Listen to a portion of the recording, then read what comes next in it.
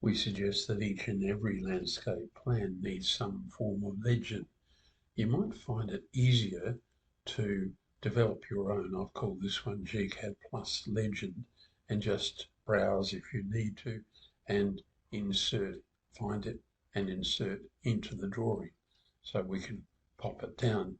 And this particular design does not have a lawn, so it's a pretty simple matter to explode that and then just remove the particular item and move things up.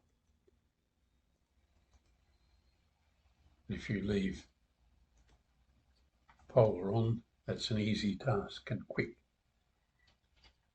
I'd like to point out here though, one little glitch that might catch you out.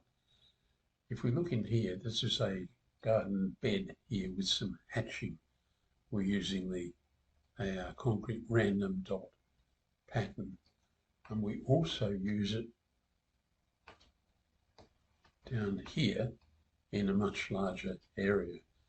But if we take this one, it's at about the right sort of spacing. I think it's got a scale of 3.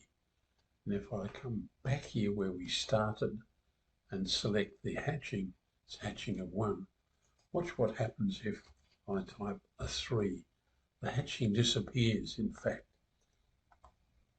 and doesn't disappear. The gap is far too wide. It's because we're trying to hatch an area that is very narrow in this zone. So we can come back to hatch of 2, maybe that works reasonably well.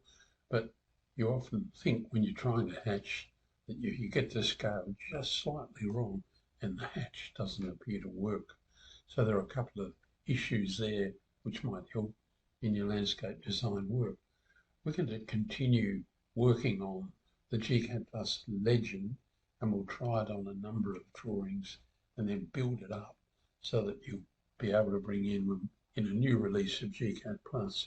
We'll have a legend that has got maybe a dozen different patterns and colour systems in it, and you can just bring it in and eliminate the ones that you don't need.